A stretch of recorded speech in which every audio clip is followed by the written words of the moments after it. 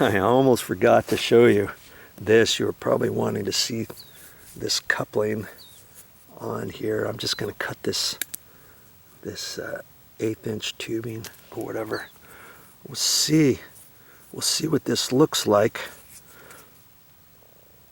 so you will know, get a better understanding of what I was trying to tell you on this other end of this pipe, or this coupling is down inside that pipe. That's why I don't want to push it in. Look at that. It's so brittle.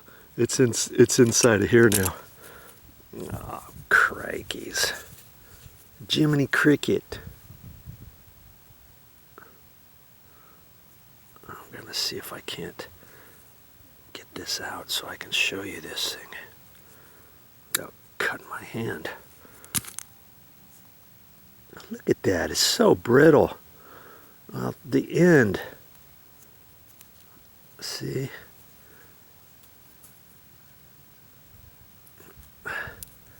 Here, that was the end. See? That part right there is that coupling. And that other half of that is down inside that pipe.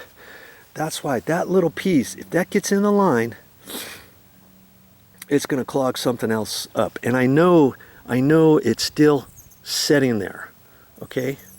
And so that's why I'm going to be cutting it out. I've got to get a coupling. And you know what? I probably should cut that out first. Last time I had to do a repair for Mother, I had a main drip line like this that I had to cut out. I might as well do that now because I can double check it. The other one in the front yard was 5/8 tubing. I want to make sure this is 5/8 because sometimes it could be 3/4, but most times it's 5/8. But years ago it was 3/4 too. Okay, so I'm going to get my snips and I'll show you how I cut that out, and we'll actually look on the back side of that piece and see if it's in there. And it should be in there. I think I saw it. I don't think when I snapped it off it popped in there. It's just stuck right inside that pipe. Be right back. Oh yeah, you could see that. Okay, I'm gonna cut that pipe off, and I'm doing it so I can measure it, and if I need to take that little piece to the store, I will. I've got this is what I used before. I just happen to have those, but if you have just some tin snips, you might be able to do it that way, and I think you could. But I'm going to use my big bad boys here, and I'm going to cut just beyond that line there. Okay. And I'm going to feel in there. Ah, yeah, it's there. I'm going to cut off just a little, 1/2 inch or so. I can always cut it back further later, you know,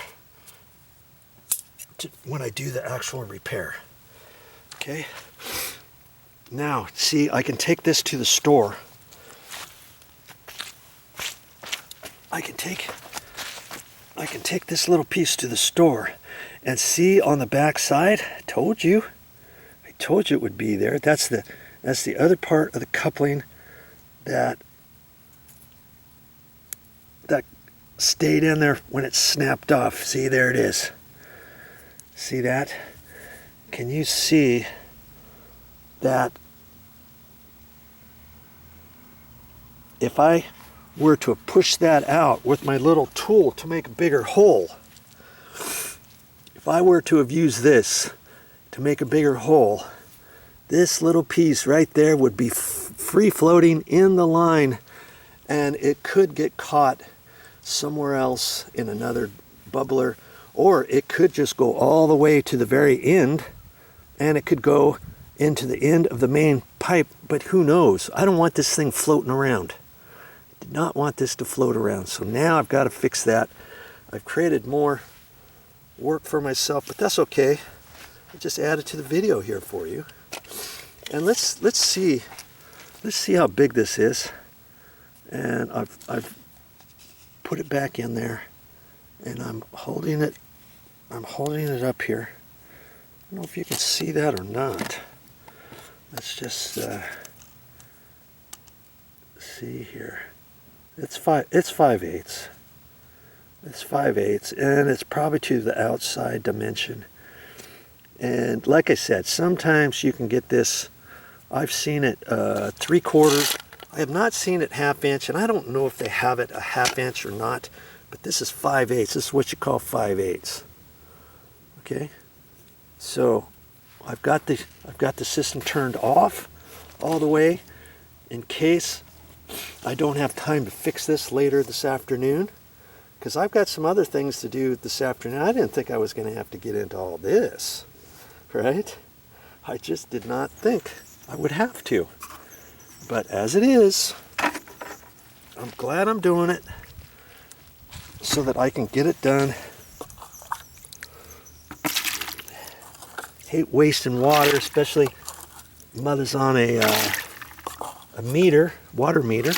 There's no sense having this thing go on full blast, 13 minutes twice a day. It's been doing this for who knows how long. I mean, this ground back here has been saturated, and I just happened to notice it. I came to visit Mother the other day.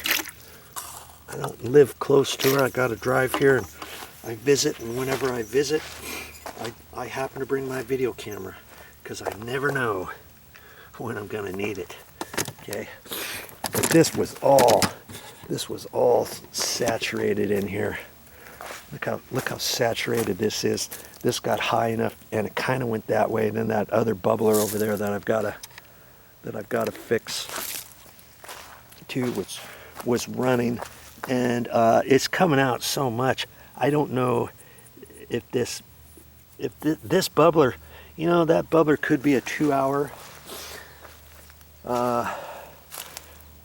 2 gallon per hour, but man, I have some 2 gallon per hour ones. I've got 1 gallon, I've got 2 gallon, I got a 1/2 gallon in there, but I would have thought a 2 gallon would just go drip, drip, drip, drip, drip, drip, drip, drip, not a continuous flow of water like this one. That's why I think there might be something wrong with that, and there's more than 2 gallons per hour that comes out of that particular one. So I'll have to deal with that one later. But as it is, I've got to go for now. But I'll be back, and we'll finish up, and you'll learn how to do some more things on there. I'll put a coupling on that other pipe, and I'll run a longer piece, and we'll put a bubbler, and we'll put a bubbler in the middle of here, kind of towards the other side. I think I'm going to do it, and I'll show you all that, and then we'll put this coupling back, and see, when I push this down, more water comes out.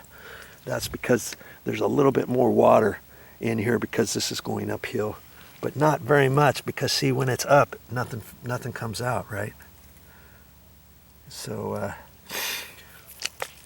I'll probably have to cut this back a little bit more, but I didn't want to cut it back until I look at the actual coupling, and I'll figure all that out next time. Okay, so I hope you stick around and watch that video too, because you know what, the more you watch, the more you learn.